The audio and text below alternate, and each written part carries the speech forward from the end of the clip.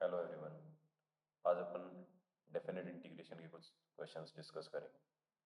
तो अपने सामने पहला क्वेश्चन है, इंटीग्रेट 0 से लेके 1 sine pi x by 2 d x plus एक इंटीग्रेशन है 0 से लेके 1 by 2 d x by root 4 minus x square. ठीक है, तो पहला क्वेश्चन अपने सामने है, तो इसको सॉल्व करते हैं। तो इसको सॉल्व करने के लिए देखो, इसमें दो इंटीग्रल्स हैं। पहले इसको सॉल्व करते हैं।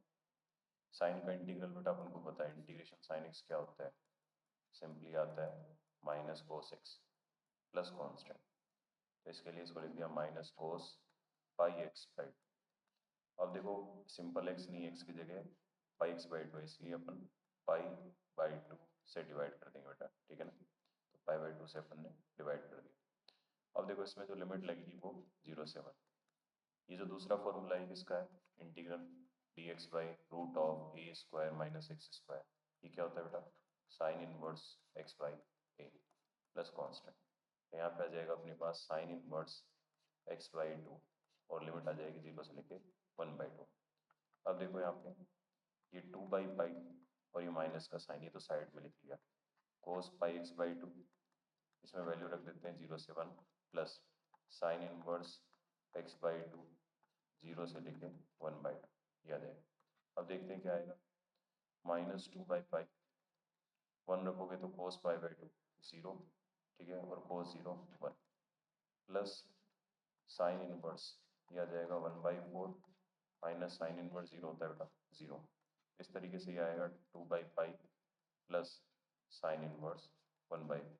ठीक है, तो एक बेसिक क्वेश्चन था सबसे पहले डेफिनेट इंटीग्रेशन का, इंटीग्रेट करके अपन लिमिट रखें। अब अगले क्वेश्चन पर आते हैं। ठीक है, क्वेश्चन नंबर सेकंड पे देखो, क्वेश्चन नंबर सेकंड में अपने पास इन्फॉर्मेशन गिवन है कि एक फंक्शन है। क्वेश्चन नंबर 2, ठीक है बेटा, अपने सामने एक फंक्शन गिवन है एफ ऑफ एक्स। वो एफ ऑफ एक्स होगा कुछ इस तरीके से, limit n tends to infinity cos x upon 1 plus tan inverse x की पावर एन। और उसके बाद में अपन से पूछा गया है इवेलुएट 0 से लेके infinity F of x D x, ये बताना बेटा। ठीक है ना, इस तरीके से अपने पास अगला क्वेश्चन है, ये कैलकुलेट करना है सबसे। तो देखो, सबसे पहले तो अपन को ये जो डेफिनेशन है एफ ऑफ एक्स की, इसको समझना पड़ेगा। इसमें टेन इनवर्स एक्स है। अब देखो बेटा, टेन इनवर्स एक्स का अपन अगर डायग्राम ऑब्जर्व करें तो टेन इनवर्स एक्स का बिहेवियर अलग अलग होता है। जैसे अपन इस तरीके से, एक सेकंड,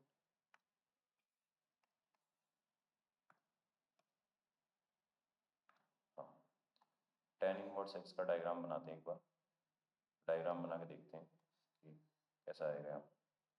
अब देखो, अपन को पता है जो डायग्राम बनता है इसका, पाई बाई टू वाली लाइन और माइनस पाई बाई टू वाली लाइन, इन दोनों लाइन्स के बीच में होता है। इस तरीके से डायग्राम होता है बेटा।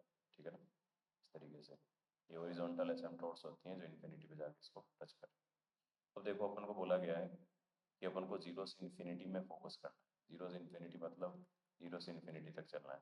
देखो, एक नंबर ऐसा आएगा जब x की वैल्यू tan 1 रखोगे ना, तो देखो tan इनवर्स x में अगर x की जगह में tan 1 रखो बेटा, x की जगह अगर tan 1 रखोगे तो क्या बनेगा, tan इनवर्स ऑफ tan 1, ये सिंपली 1 बन जाएगा।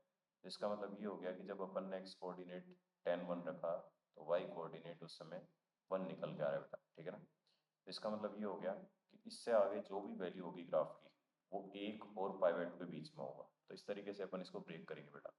अब आते हैं एफ ऑफ एक्स पे। तो इस एफ ऑफ एक्स को अपन इस तरीके से लिख सकते हैं, F of x will be, देखो, अगर x की वैल्यू 0 से लेके tan 1 के बीच में हुई, x की वैल्यू 0 से लेके tan 1 के बीच में हुई, तो ये जो नंबर है ये 0 और 1 के बीच में होगा बेटा। ठीक है ना, और मुझे पता है कोई भी एक ऐसा नंबर जो 0 और 1 के बीच में होता है, ये अपन को लिमिट्स में पता होता है बेटा कि अगर मेरे पास कोई भी नंबर है जो 0 से 1 के बीच में है, ठीक है ना, अगर a पावर x टाइप का कोई नंबर है, इसमें a जो है वो 0 से 1 के बीच में है, और अगर x इन्फिनिटी की तरफ अप्रोच कर रहा है, तो ये नंबर a पावर x किसको अप्रोच करता है, 0 को। ठीक है ना, ये अपन एग्जाम्पल से भी समझ सकते हैं। जैसे 1/2 है, इसकी जितनी पावर मैं इंक्रीज करूँगा उतना नंबर ही डिक्रीज हो क्या है, ठीक है ना। तो एक्सपोनेंशियल फंक्शन में बेटा अपन इसको पढ़ते हैं। एक्सपोनेंशियल फंक्शन का अगर डायग्राम बनाए अपन, ए पावर एक्स का डायग्राम बनाए, जब ए की वैल्यू लेस देन 1 हो तो इस तरीके से डिक्रीज होता है बेटा, ठीक है ना। तो ये आंसर आ जाएगा, तो ये जीरो की तरफ जाएगा। अब अगर जीरो से लेके एक्स की वैल्यू 10 1, जीरो से लेके 10 1 तक एक्स की वैल्यू, तो ये वाली जो टर्म होगी ना बेटा, ये जीरो होगी, क्योंकि ये नंबर जो है 0 और 1 के बीच में, और उसकी पावर देखो इन्फिनिटी लगा रखा है, तो वो जीरो ही बनेगा। तो बचेगा क्या, cos x बाई 1 + 0, सिंपल याद। अब बात करते हैं कि अगर 10 1 से लेके x की वैल्यू है इन्फिनिटी तक, ठीक है ना। 10 1 पे फोकस करने की जरूरत नहीं है, वहां पे तो एक ही पॉइंट आएगा, तो पॉइंट मैटर नहीं करता है इंटीग्रेशन में, ठीक है ना, क्योंकि वहां पे एक वर्टिकल सिंपल स्ट्रिप बनेगा, उससे कोई एरिया टाइप से जनरेट होगा नहीं। तो यहाँ पे क्या बन जाएगा ये, अब देखो इस तरीके से सोच सकते हो कि अगर x की वैल्यू 10 1 से ज़्यादा है, तो इसका मतलब अब जो डायग्राम है वो एक से ज़्यादा वाली वैल्यूज अटेन कर रहा है। तो अगर एक से ज़्यादा अटेन कर रहा है, तो कोई नंबर है जो एक से ज़्यादा है, उसकी पावर इन्फिनिटी लगा रहा हूँ, तो वो इन्फिनिटी की तरफ जाएगा बेटा। तो इसका मतलब ये हो गया, जैसे ये देख सकते हो कि अगर 2 की पावर मैं बहुत ज़्यादा बढ़ा दूँ तो ये नंबर इन्फिनिटी पे अप्रोच करता है। तो इस तरीके से अपन कह सकते हैं कि ये डिनोमिनेटर इन्फिनिटी पे अप्रोच करेगा। और ऊपर तो एक फाइनाइट वैल्यू है, -1 से 1 के बीच में होता है बेटा, ठीक है ना, ये इसके बीच में, तो ये कुल मिला के जीरो ही बन जाएगा। तो कुल मिला के एफ ऑफ एक्स अपने पास cos x हो जाएगा, कब, जब x की वैल्यू 0 से 10 1 हो, और ये जीरो कब हो जाएगा, जब x की वैल्यू ग्रेटर देन 10 आ जाए, 10 1 आ जाए। तो इस तरीके से अपन को थोड़ा बहुत ग्राफिकल अंडरस्टैंडिंग होनी चाहिए बेटा, तभी अपन आइडिया लगा पाएंगे कि किस तरीके से सॉल्व करना है इसको, ठीक है। अब आते हैं इंटीग्रेशन पे। तो जो इंटीग्रेशन पूछा है 0 से लेके infinity F of x D x. अब देखो ये डेफिनेशन कहाँ चेंज हो रही है, 10 1 पे, 0 से लेके 10 1, ये फंक्शन जो है cos x है वहाँ पे, तो इसलिए cos x लिख दिया। फिर 10 1 से लेके इन्फिनिटी तक जाएंगे तो ये हमेशा जीरो है, तो ये तो जीरो ही आएगा बेटा। तो सिंपली cos x का इंटीग्रल आया sin x, इसमें लिमिट रखो 0 से लेके 10 1, देखो क्या आएगा, sine of 10 1 minus zero, sine zero है बेटा, जीरो ही लिखोगे, तो साइन ऑफ 10 1, तो इसकी वैल्यू ही आ जाएगी बेटा। तो इस डेफिनेट इंटीग्रल की वैल्यू अपने पास में होगी साइन ऑफ 10। तो अच्छा क्वेश्चन था, ठीक है ना। अब अगले क्वेश्चन पे आते हैं, क्वेश्चन नंबर 3। देखो बेटा क्वेश्चन नंबर 3 में अपने सामने क्या है, इंटीग्रल 0 से लेके 5/4 x cos x cos 3x dx, ये है अपने पास। अब इसको सॉल्व करना है, तो इसको सॉल्व करने के लिए अपन बाई पार्ट्स लगा सकते हैं। और बाई पार्ट्स लगाने के लिए देखो पहले अपन इसको थोड़ा सिंप्लीफाई करेंगे। ये जो टर्म है cos x cos 3x, तो इसके लिए अपन ट्रिग्नोमेट्री का यूज करेंगे। तो अपन को पता है कि cos a + b क्या होता है बेटा, cos a cos b minus sine a sine b, ये होता है अपने पास। और ऐसे ही अगर cos a माइनस बी देखें तो ये क्या होता है अपने पास, cos a cos b plus sine a sine b, ये होता है बेटा cos a cos b plus sine a sine b. अब इन दोनों को अगर ऐड कर दो, देखो ऐड करके क्या मिलेगा, cos a + b और cos a माइनस b, ये वाली टर्म्स ऐड होके क्या आएगी बेटा अपने पास, 2 times cos a cos b। इस तरीके से अपने सामने ये आ गया। तो अपन cos इंटू cos को इस तरीके से ब्रेक कर सकते हैं। तो सबसे पहले अपन 2 से मल्टीप्लाई कर देते हैं दोनों तरफ, तो आएगा 0 से लेके 5/4 x into 2 cos 3x cos x dx। फिर अपन इस फॉर्मूले की मदद से इसको ब्रेक कर लेंगे, तो ये आएगा 2 टाइम्स इंटीग्रल 0 से लेके 5/4 x, ये क्या बनेगा देखो cos 3x + x, ये लिखेंगे cos a + b cos of a minus b, इस तरीके से लिख सकते हैं अपन, ठीक है। तो ये क्या बनेगा अपने पास, 0 से लेके 5/4 x cos of 4x plus cos of 2x, इस तरीके से लिख दिया बेटा, ठीक है ना। अब देखो इसको सॉल्व करने के लिए अपन बाई पार्ट्स लगा सकते हैं। अब बाई पार्ट्स लगाने के लिए अपन को पता है एक सिंपल सा फंडा होता है बेटा कि अगर इंटीग्रल f इंटू जी इस तरीके से गिवन है अपने पास में, तो क्या लिखते हैं, f integral g minus integral f dash integral g, ठीक है ना। इस तरीके से ये फॉर्मेट होता है। इसी को अपन अगर एक्सटेंडेड फॉर्मेट में लिखते हैं बेटा, एक्सटेंडेड फॉर्मेट में क्या होता है कि अगर अपने पास में f और g, इसको इंटीग्रेट करना है, तो f को बाहर रखा, इंटीग्रेट कर दिया g को, माइनस फिर f को डिफरेंशिएट किया, जो g को इंटीग्रेट किया था फिर से इंटीग्रेट कर दो, फिर प्लस f को दूसरी बार डिफरेंशिएट करो, फिर जो f को तुमने g को इंटीग्रेट किया था 2 बार, उसको फिर से इंटीग्रेट करो। तो ऐसे ये सीरीज चलती है। तो ये एक्सटेंडेड बाई पार्ट्स है बेटा, कि अगर अपन एक बार में सिंप्लीफाई करना चाहें, ठीक है ना, तो अपन सिंपल बाई पार्ट्स लगा देते हैं इसमें। तो देखो इसको अपन इंटीग्रेशन के लिए रखेंगे बेटा, ठीक है ना, क्योंकि एक्स डिफ्रेंशिएट हो जाता है। इसको एक्स को बाहर रखा, इंटीग्रेट कोस 4x प्लस कोस 2x, इसको बाहर रख दिया यहाँ पे, ठीक है ना, 0 से लेके π/4 ये आ गया, माइनस अंदर ले जाके x को डिफ्रेंशिएट किया तो 1 आ गया, और integral of cos 4x plus cos 2x ये आ गया अपने सामने, ठीक है ना। अब इसको इंटीग्रेट करके लिखते हैं बेटा, क्या आएगा, लिमिट लास्ट में लगाएंगे, sine of 4x/4 plus sine of 2x/2 ये आ गया, 0 से लेके π/4 माइनस, और देखो इंटीग्रल 0 से लेके π/4 sine of 4x/4 plus sine of 2x/2 ये आ गया। अब फिर से इंटीग्रेट करना पड़ेगा दूसरे वाले को, क्योंकि दूसरा पार्ट अभी इंटीग्रेट कम्प्लीटली नहीं हुआ है। तो x sign 4x/4 plus sign 2x/2, इसमें लिमिट लगाएंगे 0 से लेके π/4, ठीक है, माइनस इसको इंटीग्रेट करते हैं तो ये आएगा माइनस कोस 4x/4, और एक 4 पहले से 16, ऐसे यहाँ पे माइनस कोस 2x/2 और एक 2 पहले से, ठीक है, 0 से लेके π/4। ये जो बाहर माइनस है ये दूसरे वाले इंटीग्रल में प्लस बना दें। अब लिमिट रखते हैं, देखो π/4 रख रहा हूँ पहले, π/4, ठीक है, ये बनेगा साइन पाई 0 हो गया, ये साइन π/2 1 बनेगा तो 1/2, ठीक है, माइनस, अब 0 रखेंगे तो 0 ही बन जाएगा, ये माइनस अंदर मल्टीप्लाई हुआ, ठीक है, इसलिए प्लस लिख रहा हूँ। अब फिर π/4 की वैल्यू रख रहा हूँ, तो देखो कोस π/4 यहाँ पे 4 है तो कोस पाई बनेगा, कोस पाई -1 होता है, प्लस ऐसे यहाँ कोस π/2 क्या हो जाएगा 0, माइनस इसमें रखूँगा फिर 0 को, 0 रखा तो कोस 0 1, 1/16 प्लस कोस 0 1 ये 1/2, ठीक है ना, ये माइनस माइनस प्लस बना दिया। देखो 2 टाइम्स इंटीग्रल क्या है π/8, ठीक है, और यहाँ पे क्या आएगा -1/16 -1/16 -1/4। अब इसको थोड़ा सिंप्लीफाई करके देख लेते हैं क्या बनेगा, ये π/8 माइनस ये आ जाएगा अपने पास में 1/8 1/4 3/8। तो इस तरीके से इंटीग्रल की जो वैल्यू है अपने पास π/16 माइनस 3/16 ये आ जाएगा बेटा इसमें, ठीक है ना। तो ये वही इनडेफिनेट इंटीग्रेशन वाला तरीका है, बस उसमें लिमिट लगानी है, ठीक है। अब अगले क्वेश्चन पे आते हैं। तो ये क्वेश्चन नंबर कौन सा था, 3rd। अब आते हैं क्वेश्चन नंबर 4। देखो क्वेश्चन नंबर 4 क्या अपने सामने, इंटीग्रेट 0 से लेके 3π/4, ठीक है, उसके बाद में 1 + x sin x plus 1 - x cos x, इस तरीके से एक इंटीग्रल। तो इसमें भी अपन बाई पार्ट्स लगा सकते हैं। तो बाई पार्ट्स लगाने के लिए देखो पहले इस पे बाई पार्ट लगा देते हैं, फिर इस पे बाई पार्ट्स लगाएंगे तो क्या आएगा, ये आएगा 1 + x integrate sin x dx, limit last में लगा सकते हैं या चलो लिख ही लेते हैं, माइनस 0 से लेके 3π/4 1 + x का डिफरेंशियल 1 आएगा इंटीग्रल sin x dx, और फिर से इसे इंटीग्रेट कर दें, ठीक है, प्लस अब दूसरे वाले पे बाई पार्ट्स लगाएंगे तो 1 - x इंटीग्रेट 0 से लेके π/4 cos x dx, माइनस 0 से लेके π/4 1 - x का डेरिवेटिव -1, और cos x को अंदर इंटीग्रेट करके फिर से इंटीग्रेट कर देंगे, ठीक है ना।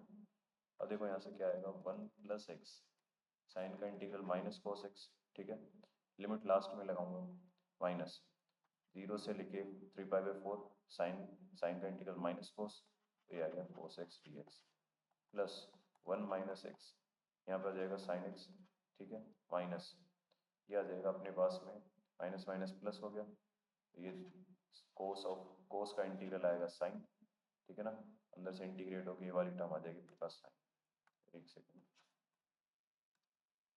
ये हो गया यहाँ पे sin x dx। अब इसको इंटीग्रेट करके फाइनली लिख देता हूँ -1 + x cos x बनी पहली टर्म, अगली term plus sin x plus 1 - x sin x, और ये बनेगा माइनस cos x। अब देखो इन सब में लिमिट जो रखी जाएगी 0 से लेकर 3π/4, 0 से 3π/4 रखते हैं, क्या बनेगा, देखो cos 3π/4 पहले इसमें रख रहा हूँ -1 + 3π/4, cos 3π/4 होता है -1/2, sin 3π/4 1/√2, 1 - 3π/4 sin 3π/4 1/√2, cos 3π/4 -1/2, ये होगा माइनस, अब 0 रखेंगे तो आएगा 1 + 0 1 cos 0 1, sine zero zero, 1 minus zero sine zero zero हो गया, कोस जीरो ये हो गया। अब देखो ये वैल्यू क्या बनेगी अपने पास में 1/√2, ठीक है, माइनस माइनस प्लस हो गया 3π/4√2 प्लस 1/√2 प्लस 1/√2 माइनस 3π/4√2 प्लस 1/√2, ठीक है, और ये प्लस का 2 क्योंकि दूसरे ब्रैकेट में -2 बनेगा और ये माइनस माइनस प्लस हो जाएगा। यहाँ से देखो क्या आया 3π/4 से 3π/4 गया तो 4 टाइम्स आया 1/√2 प्लस 2, तो आंसर आएगा 2√2 प्लस 2।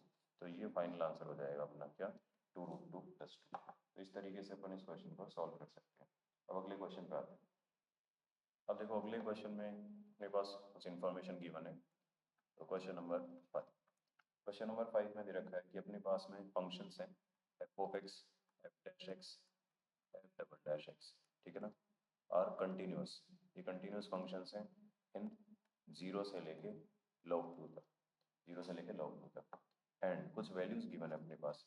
f(0) पे वैल्यू 0 पे वैल्यू फंक्शन की 0, f'(0) दे रखा है यहाँ पे 3, ऐसे ही f'(ln2) दे रखा है 4, और ऐसे ही दे रखा है f(ln2) की वैल्यू 6, और अपन को एक इंटीग्रल गिवन है 0 से लेके ln2 e⁻⁻2x f(x) dx, ये गिवन है, ये 3 के इक्वल। तो अपन को बताना है कि वैल्यू 0 से लेके ln2 e⁻⁻2x f'(x) dx, ये क्या होता है, ये कैलकुलेट करके बताना है। तो क्वेश्चन में ये डाटा गिवन है अपने सामने। अब देखो इसको सॉल्व करने के लिए सिंपल सी बात है कि जो इन्फॉर्मेशन गिवन है उसमें बाई पार्ट्स ही लगेगा, क्योंकि दो फंक्शन यहाँ पे मल्टीप्लाई है। तो देखो अब इस पे बाई पार्ट लगाने के लिए अपन इसको पिक कर लेते हैं एक बार। तो 0 से लेके ln2 e⁻⁻2x f'(x) dx। अब देखो अपन f'(x) को इंटीग्रेट करके f'(x) में कन्वर्ट कर सकते हैं, तो इसलिए अपन इसको इंटीग्रल में रखेंगे और e⁻⁻2x को डेरिवेटिव के लिए 0 से लेके ln2 f'(x) dx minus e⁻⁻2x का डेरिवेटिव -2 e⁻⁻2x, 0 से लेके ln2 लिमिट चल रही है, और ये आ जाएगा अपने पास में f'(x) dx, ठीक है ना, लिमिट यहाँ पे लास्ट में रखी जाएगी। अब देखो ये क्या बनेगा e⁻⁻2x, f' का इंटीग्रेशन f'(x) हो जाएगा, ठीक है, और अब इसमें लिमिट रख सकते हैं 0 से लेके माइनस, अच्छा ये माइनस माइनस प्लस हो गया 2 टाइम्स 0 से लेके ln2 e⁻⁻2x, ठीक है ना, f'(x) का इंटीग्रल आएगा f'(x) और dx आ जाएगा, ठीक है, इस तरीके से लिख दिया। अब देखो अभी भी f'(x) है तो अपन f(x) तक पहुंचना चाहते हैं, तो पहले तो इसमें लिमिट रख देते हैं बेटा, चल लिमिट रख भी सकते हैं या फिर लास्ट में रख देंगे, कोई दिक्कत नहीं, e⁻⁻2x f'(x), ठीक है, ये आ गया। अब देखो यहाँ पे क्या बनेगा, इस पे बाई पार्ट्स लगा रहा हूँ, दूसरे वाले पे लिमिट लास्ट में लगाऊँ, ठीक है ना, e⁻⁻2x को बाहर रखा, इंटीग्रेट f'(x) dx, ठीक है, -2 e⁻⁻2x, ठीक है ना, इंटीग्रेट f'(x) dx, और फिर से इसे इंटीग्रेट कर देंगे अपन, ये आ जाएगा, ये क्या बनेगा अपने पास e⁻⁻2x f'(x), ठीक है, प्लस 2 टाइम्स ये आएगा e⁻⁻2x f(x), यहाँ पे minus minus plus 2 times integral e⁻⁻2x f(x) dx, ये आ गया। अब देखो इसमें जो भी वैल्यूज है ना सारी पता है अपन, क्योंकि ये इंटीग्रल अपन को क्वेश्चन में गिवन है बेटा, देखो 0 से लेके ln2 तक e⁻⁻2x f(x) dx, तो अब सारी वैल्यूज रखते हैं। देखो लिमिट है 0 से लेके ln2, यहाँ पे भी लिमिट 0 से लेके ln2, यहाँ पे भी लिमिट 0 से लेके ln2। अब वैल्यूज रखता हूँ 1 बाई 1। देखो अगर ln2 रखूँ यहाँ पे तो ये आएगा e⁻⁻2 ln2 f'(ln2), और फिर 0 में आएगा e⁻01 f'(0), ये बन गई पहली टर्म। अब दूसरे टर्म में आओ, देखो यहाँ पे इस तरीके से रखोगे 2 times e⁻⁻2 ln2 f'(ln2), e⁻01 और f(0), ठीक है, और ये 2 अंदर मल्टीप्लाई कर रहा हूँ, फिर इसके बाद में 2 2 जा 4 हो जाएगा, तो 4 टाइम्स ये इंटीग्रल भी पता है अपन को 0 से लेके ln2 e⁻⁻2x f(x) dx, इसकी वैल्यू कितनी है देखो क्वेश्चन में 3 है, तो यहाँ पे इसकी वैल्यू 3 रखता हूँ। अब देखो f'(ln2) कितना है, f'(ln2) की वैल्यू 4 है, तो यहाँ पे अपन इसको सॉल्व कर सकते हैं। देखो 2 यहाँ ऊपर चला जाएगा तो 2⁻², तो अपन को एक लॉग की प्रॉपर्टी पता है a ln a, सॉरी यहाँ पे अगर e हो बेटा और ln में है तो इसको अपन क्या लिख सकते हैं, सिंपली ये लिख सकते हैं, यहाँ बेस e हो गया, तो ये लॉग की प्रॉपर्टी होती है, तो इस तरीके से डायरेक्टली इसको कन्वर्ट कर दिया, ये आएगा 1/4, और f'(ln2) क्या है अब देखो एफ डैश जीरो क्या है, एफ डैश जीरो क्वेश्चन में गिवन है 3, तो इसको लिख दिया 3, ठीक है, ये आ गया, प्लस 2 टाइम्स ई पावर माइनस 2 ln 2, ये नंबर बनेगा 1/4, और एफ ऑफ ln 2 कितना दे रखा है इस क्वेश्चन में, देखो एफ ऑफ ln 2 की वैल्यू 6 है, तो इसको अपन 6 लिख देंगे यहाँ पे, तो ये आ गया 6 माइनस एफ ऑफ जीरो की वैल्यू कितनी है, देखो 0, एफ ऑफ जीरो तो 0 हो गया, तो इसको तो सिंपली 0 लिख दिया, प्लस 4 टाइम्स, और ये अभी 3 था, देखो यहाँ पे इंटीग्रल, तो 4 इंटू 3, तो ये आ जाएगा।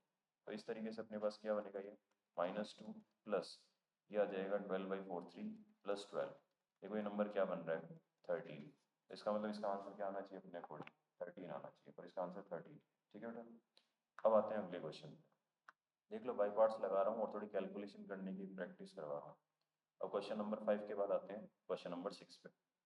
देखो क्वेश्चन नंबर 6 में अपने पास क्या इन्फॉर्मेशन गिवन है, क्वेश्चन नंबर 6 में सॉल्व -1 से लेके x 8t square plus 28/3t plus 4 dt equals to 1.5x plus 1 upon log of root x plus 1 at the rate x plus, इसको सॉल्व करके x की वैल्यू बतानी है अपन, ठीक है। अब देखो x की वैल्यू अगर बतानी है तो पहले तो लेफ्ट साइड को सॉल्व कर लेते हैं, इंटीग्रेट कर लेते हैं, 8t³ plus 14t² plus 4t, इसमें लिमिट -1 से x, उधर देखो राइट साइड में सॉल्व करेंगे तो कंडीशन क्या लगेगी, x प्लस 1 ग्रेटर देन 0, क्योंकि रूट के अंदर है और लॉग के अंदर भी है। दूसरी बात x plus 1 can not be 1, क्योंकि लॉग का बेस 1 नहीं हो सकता, तो इन दोनों कंडीशंस को अपन दिमाग में रखेंगे, इक्वेशन 1 और इक्वेशन 2। अब देखो 1.5x प्लस 1 और ये जो x प्लस 1 की पावर 1/2 लिखा है, 1/2 आगे आ जाएगा, ये simply log x plus 1 at the base x plus 1 बनेगा, ठीक है ना। अब देखो यहाँ पे x रख रहा हूँ, तो 8x³ plus 14x² plus 4x minus ये आएगा -8/3 प्लस 14/3 माइनस 4। अब देखो राइट साइड में 1.5x प्लस 1 और अपॉन 1/2 बचेगा। अब इसको थोड़ा सा सिंप्लीफाई कर लेते हैं, देखो 8x³ plus 14x² plus 4x, ये बनेगा अपने पास, देखो 14 माइनस 8 हो गया 6, 6/3 2, 2 माइनस 4 -2, माइनस माइनस प्लस हो जाएगा, तो ये हो जाएगा 3x प्लस 2, तो 2 से तो 2 कैंसिल हो गया। अब देखो इस 3x को इधर लाया तो 8x³ plus 14x² plus x equals to 0, इनमें से x कॉमन ले लिया और एलसीएम ले लेता हूँ फिर, 8x² plus 14x plus 3 equals to 0, ठीक है।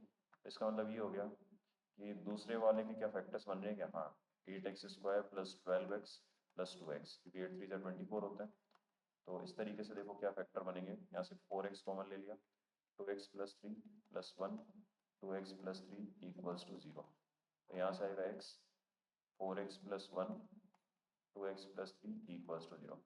अब देखो यहाँ से x की क्या क्या पॉसिबल वैल्यूज आई अपने सामने, एक तो है x 0 -1/4 -3/2, ये पॉसिबल, लेकिन अपन को ये दिमाग में रखना है कि x must be greater than -1 and x can not be 0, तो ये रिजेक्ट हो गया।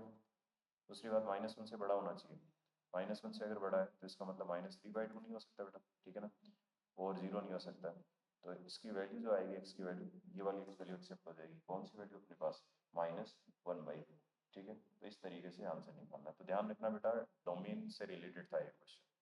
अब अगले क्वेश्चन पर देखो, अगला क्वेश्चन अपने सामने गिवन है कि एक फंक्शन है अपने सामने, तो ये कौन सा क्वेश्चन था, 6th नंबर। अब आते हैं क्वेश्चन नंबर 7, तो question number 7, let f be a continuous function, ठीक है, एक कंटिन्यूस फंक्शन है जो सेटिस्फाई कर रहा है, एक इक्वेशन है अपने पास, सेटिस्फाइंग इक्वेशन है 0 से लेके 1, ठीक है, f ऑफ x, उसके बाद में 4x² minus f of x dx equals to 4/5, तो अपन को बताना है कि f ऑफ 3 क्या हो।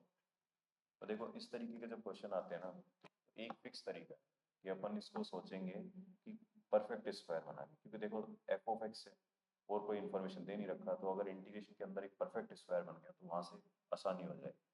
तो देखते हैं कि कैसे सॉल्व कर पाएंगे, 0 से लेके 1, देखो यहाँ से ये आया -f ऑफ x का square plus 4x² f of x, ये आ गया, उसके बाद में 4/5, अब एक काम करते हैं, माइनस से मल्टीप्लाई कर देते हैं ताकि एक बार माइनस तो हटे यहाँ से, माइनस इसको फिर 2ab के तरीके से तोड़ लेते हैं, तो आ जाएगा 2ab इस तरीके से, और ये dx इतना जरूरी है क्योंकि x के रेस्पेक्ट में, तो -4/5 ये आ गया बेटा, ठीक है ना। अब देखो ये परफेक्ट स्क्वायर जैसा दिख सकता है, जिसके लिए अपन 0 से लेके 1 f ऑफ x का square minus 2 f of x 2x square, उसके लिए मुझे 2x स्क्वायर के स्क्वायर को ऐड और 2x स्क्वायर के स्क्वायर को सब्ट्रैक्ट करना पड़ेगा, तभी जाके परफेक्ट स्क्वायर बनेगा, ठीक है ना, -4/5। अब देखो पहली जो 3 टर्म्स हैं वो परफेक्ट स्क्वायर बन गई, f of x minus 2x square का स्क्वायर, और इस वाले इंटीग्रल को सेपरेट कर लिया 2x स्क्वायर के स्क्वायर को, ठीक है ना, -4/5। देखो ये बनेगा 0 से लेके 1 f of x minus 2x square का स्क्वायर, ठीक है ना, dx। अब देखो इसको इंटीग्रेट करते हैं, 4 x पावर 4 का इंटीग्रल आएगा x पावर 5/5, 0 से लेके 1 -4/5। तो देख सकते हो ये -4/5 और -4/5 कैंसिल हो जाएंगे बेटा, तो इस वजह से ये सिंप्लीफाई हो, तो ये आ गया स्क्वायर dx -4/5, लोअर लिमिट और अपर लिमिट होता -4/5, ये कैंसिल हो गया। तो 0 से लेके 1 f of x minus 2x square dx equals to 0। खुद सोचो कि अगर इंटीग्रल a से लेके b f of x dx 0 आ गया, ठीक है ना, a not equal to b है बेटा, ध्यान रखना, अगर a b सेम ही हो गए तो फिर भी 0 हो सकता है। तो अगर ऐसा हो अपने पास, तो ये इसका मतलब क्या हो सकता है, इसका मतलब ये हो सकता है, अच्छा यहाँ पे f ऑफ x का स्क्वायर है बेटा, तो f ऑफ x का स्क्वायर कंसिडर करो, क्योंकि अगर f ऑफ x होता तो कहीं नेगेटिव पॉजिटिव बन के वो नेट 0 बन जाता। अगर f ऑफ x का स्क्वायर, तो इसका मतलब ये हो गया कि अगर पॉजिटिव हुआ f ऑफ x, अगर f ऑफ x पॉजिटिव हुआ या f ऑफ x नेगेटिव हुआ, तो उसका जो स्क्वायर बनेगा ना, इन दोनों का स्क्वायर कुछ ना कुछ फाइनाइट वैल्यू देगा। लेकिन यहाँ पे ऐसा नहीं है, हमें 0 चाहिए, तो इसका मतलब f ऑफ x को क्या होना पड़ेगा बेटा, 0 ही होना पड़ेगा। तो इस तरीके से अपन इंटरप्रेट करेंगे, ठीक है ना, ये होना ही पड़ेगा, क्योंकि अगर ऐसा हुआ ना तो ये फाइनाइट वैल्यू दे देगा, और वो फाइनाइट वैल्यूज ऐड होके डेफिनेट इंटीग्रल में कुछ ना कुछ वैल्यू देगा। तो यहाँ से तो f ऑफ x आसान आ गया, f ऑफ x क्या है बेटा, f of x minus 2x square वाला ये जो टर्म है 0 हो जाए, तो यहाँ से f ऑफ x क्या आ सकता है 2x स्क्वायर, तो यहाँ से f ऑफ x आ गया। तो अपन को पूछा गया था इस क्वेश्चन में f ऑफ 3, तो f ऑफ 3 तो आसान है बेटा, f ऑफ 3 क्या आ गया, ये आ जाएगा 3 3 9 9 2 18। एक्चुअली क्या कह रहा हूँ वो समझा देता हूँ एक बार, कि अगर ऐसे लिखा है a से लेके b f of x dx, ये लिखा है और ये 0 लिखा है, और एक ये लिखा है a से लेके b f ऑफ x का स्क्वायर dx 0, तो बेटा देखो ये 0 इस तरीके से भी हो सकते हैं। मान लिया x एक्सिस है कि एक ऐसा फंक्शन है कि a से लेके अगर b जा रहा हूँ, तो जितना bounded area above x axis है, ठीक है ना, जितना bounded area above x axis है उतना ही bounded area below x axis.